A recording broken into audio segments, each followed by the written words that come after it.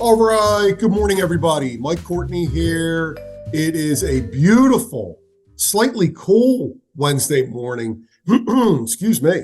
Beginning of August. And we got a little break from the heat where I am just outside of Philadelphia. And I'm sure Steve did as well. I'm joined by Steve.parisi, my good friend and counterpart here from IBC Global. Steve, how are you today? Fantastic. I love this weather. When I go for runs in the morning, it's the best. My air conditioning kicked off, and that's a good feeling for me. Yeah, fantastic, man. Nice. Yeah. So today I had a thought this morning. I was wondering, over the last couple of years, there was an ancillary piece of our business that was banks who were providing lines of credit that were collateralized by life insurance cash value.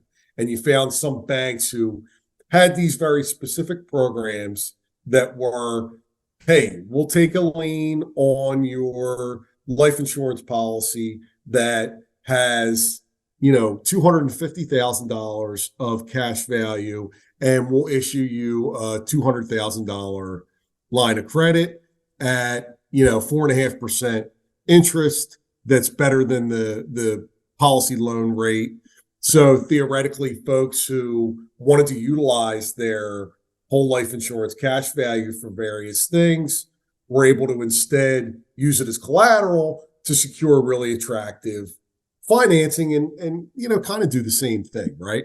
Yeah, that's exactly it. So when the interest rates were so low for so long, what individuals would do with their whole life insurance policies, they've got a bucket of cash value, whatever that amount is. I can borrow against the policy. I call it 5%. If I had a variable loan interest rate, the floor was usually 5%. If it's a newer policy, it might be a little bit lower than that, but call it 5%. So I can finance any opportunity myself with my life insurance policy of 5%, or I can do exactly what you just mentioned. I could go to a bank, obtain a line of credit. I like to refer to it as a cash value collateral loan. The bank holds your cash value, or what we're doing is assigning our cash value to the bank as collateral. They say, here's a line of credit against 95% of your cash value, typically at a much lower rate than whatever we would get through the insurance carrier. So we saw them sometimes at 3% for larger policies with over $1 million in cash value. You could see it under 3%, 2% and change. So at very, very low costs. And also, if someone's using that for business purposes, they could check off on the bank's paperwork. This is a business loan that can generate some potential tax advantages. It was very attractive, especially in a low interest rate environment, because remember that cash value continues to compound if I borrow directly against the policy at, call it 5%, or use this line of credit. So I'm getting the growth no matter what. So that's the fun part. So that was very attractive in the low interest rate environment. Talked a lot there. Any questions or? Well, now have you started to see a shift in that mentality? I'm assuming yes, that interest rates are up. I would imagine, I haven't priced it out recently, but I would imagine a line of credit like that today looks like 7.5%, 8%, maybe even higher in certain situations. So I would imagine that mentality has shifted. Yes, almost all of them. So everyone we've worked with, 90% plus that had those lines of credits have exited them and flipped back over to direct policy loans because of the exact reason you just mentioned. When they got in, the rate was less than 4%. Now it's 7, 8% with some lenders because interest rates have gone up.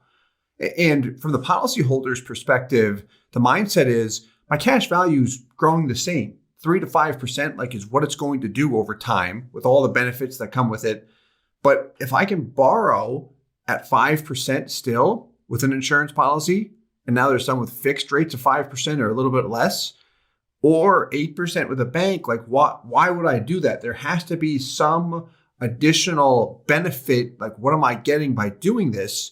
And if nothing's there, I'm going to flip back over because when you compare direct policy loans with bank loans, direct policy loans are very, very convenient. Yeah, I'm borrowing against my own policy. There's no qualification, no credit check. I'm not working with a bank. The convenience is there, which is really nice. That's a You line of typically process online. You probably have the money yeah. inside of a couple of business days. Correct. So there has to be a win-win situation if I'm going to use a collateral loan with a bank. And right now, there's not. Just for most people, there's not. Maybe if Right. it's a company and I'm looking at it for business purposes, there's still people who use them. Don't get me wrong. But most people are flipping over because interest rates are not attractive right now from a borrowing standpoint. And just for everybody to keep in mind, I mean, this information is commonplace for Steve, myself, or people that have been in this business for a long time. But if your policy is structured in a certain way, and not all are structured this way, but if your policy is structured in a certain way and you have non-direct recognition loans, that means that when you borrow money from your policy, you've received the funds. Your policy continues to receive a full dividend on the entire balance, including the loan dollars. So, it's almost like if you have, it's akin to if you had money in the stock market and you could borrow against your brokerage account, but you got full stock market returns as if the loan had never taken place. There's nothing else really out there that exists like that. So, everybody, not everybody, most people carry some kind of debt. And it's important to really try to carry smart debt or the most efficient debt. I mean, that's going to be best for you in the long term. There's not too much more efficient debt than low interest rate, and your asset that you borrowed against continues to grow as if it's sitting there as a whole piece. And it's pretty compelling. Yeah, it is. And thanks for that overview. The one comment I'll add for listeners too, with non-direct recognition, 100% accurate, that usually sparks a question. What about direct recognition? Is that bad? My answer is always no, as long as you understand the company and product you have, because direct recognition, sometimes they raise the dividend rate on borrowed funds, which actually ends up netting you more as a policyholder. And some companies reduce it. That's a different discussion, so I'm not going to get into that. But with your point, as far as having debt, like if I'm financing something, if it's a bank or a policy, whatever it might be, I can share what a lot of individuals have done in the low interest rate environment and now the higher interest rate environment. I think it's still low when you look at just where rates are compared to where they were a long time ago. Yeah, but just the mindset that we've seen and what people are actually doing in a low interest rate environment, the appeal with cash value life insurance was this. We saw individuals that had money in cash. They like to keep money in cash because they wanted to remain liquid. They were comfortable with that. For when an opportunity came by, they knew they had that cash to be able to take advantage of that opportunity, their business, real estate, whatever they're doing. But when the opportunity came by, they said, okay, I can use my cash, or I could just borrow money from the bank at 2 to 3%, maybe a little bit higher. Interest rates were low.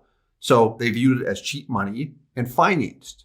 The appeal to cash value life insurance during that time was the fact that the cash value produced a stronger growth rate than what they're getting in their bank account. And they've got the easy access. If they still want the cheap money through a lender, they've got the cash value collateral loan as an option. So that appeal was there. And then all of the other benefits that come with the cash value, safe, liquid, tax-free. I've got the death benefit. I can use that for business or estate protection. There's a lot more that came with it that will, of course, educate anyone on. But that was the appeal in the low interest rate environment. When interest rates are lower, I can put my cash value here. It's an attractive, safe area. It continues to grow. And then I can leverage the cash value with a bank to still get cheap money, which is exactly what I'm used to. So people were very comfortable with that approach, especially if the policy is set up correctly, because they're just shifting money from cash to a policy and the first year hit's minimized. It doesn't result in much of a loss. Does that part make sense? Absolutely. Yep. So now, as things have changed and we're in a higher interest rate environment, what we're seeing is this. The individual that likes to have cash still wants to be liquid. So they've got cash on hand. Now, the hard part is, this is pre-life insurance policy. The hard part is this: an opportunity comes by, they're used to financing, but now they're looking at it and saying, I'm not going to borrow at 7 or 8%. It's more expensive now. So I guess I would use my cash. But that causes discomfort for me because it goes below that buffer that I'm comfortable with or whatever it might be.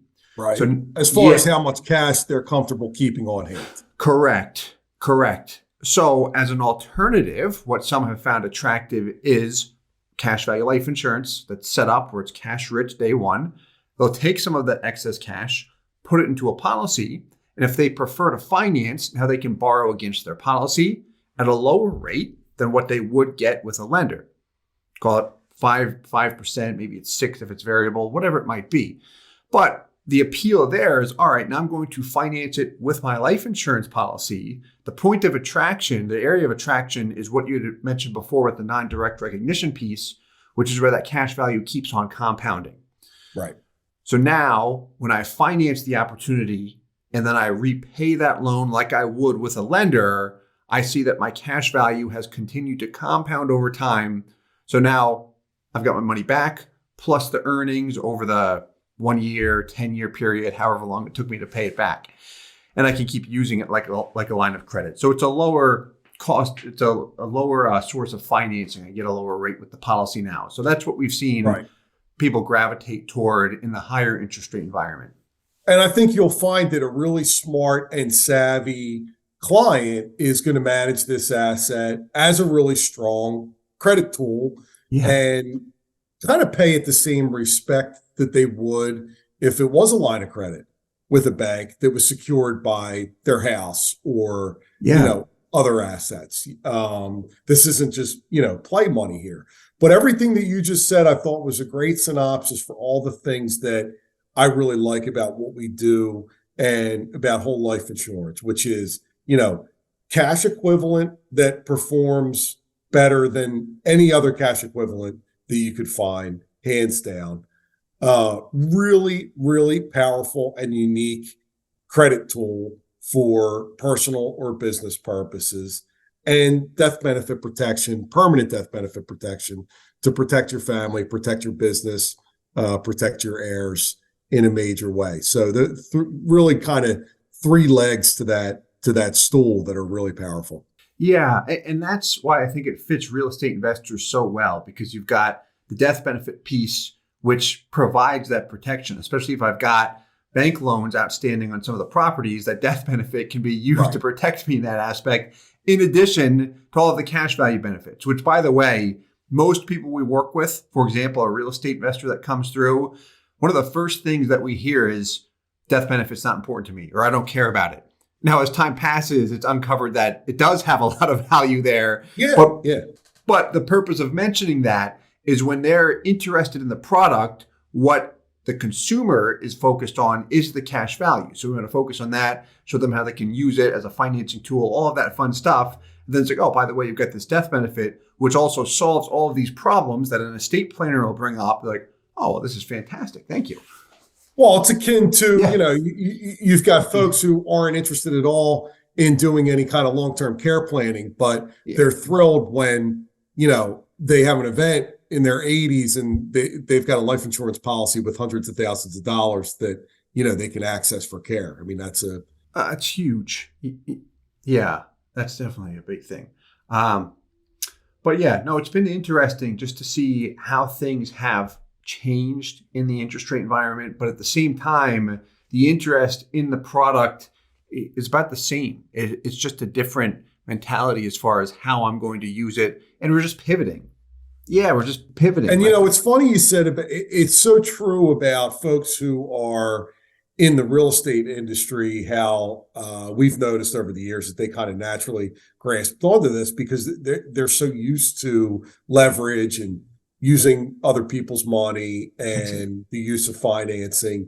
And sometimes when I'm talking to somebody who is very successful and diversified, they just don't really get why am I borrowing? Well, I don't get but most people have some kind of debt. And, it is really important to learn how to manage that. And this can be a fantastic tool for that, whether you're someone who uses debt aggressively, like a real estate investor, or whether you're just, more of a conservative, somebody in a different line of business, it can still be very applicable to your everyday life.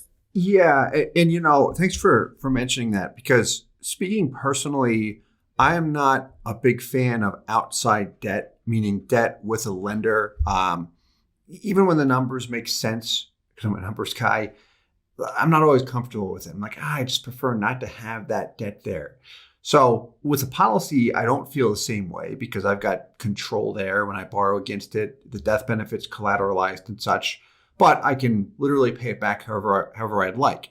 So I've used my policies as the years have passed to get rid of some other debts that I had, and it does in some ways alleviate some stress if I'm gonna verbalize it that way, just because I can get rid of that debt and I don't have to think about or worry about any outside or obligation to an outside lender, whether it's a car note, whatever it is. Getting rid of that and then having it in the policy and then paying the policy back and seeing the cash value restored once I pay it back. That's something that I've enjoyed using the policies for over the years. And then the part I have a lot of fun with is business and such, because business is like a game, how you grow it and such. And then having the policy as a source of financing, a line of credit to use for the business, that part's fun. But aside from that, on the topic of debt, before I get sidetracked like I always do, I have liked clearing debt with the policy because it alleviates that stress and that concern of, hey, I do have to pay these guys back until the debt's fulfilled. So if I've got the cash there, why not just borrow and clear it and then not have to think about it anymore? Right. Great point. Yeah. Hey, listen, advisors and clients out there, if you're watching this and you have follow-up questions or there's something else that you'd like Steve or myself to touch on or clarify, please feel free to reach out at any time. And thanks for tuning in. Steve, thanks a lot. Have a great week. You as well. Thanks, Mike. Enjoy. Bye.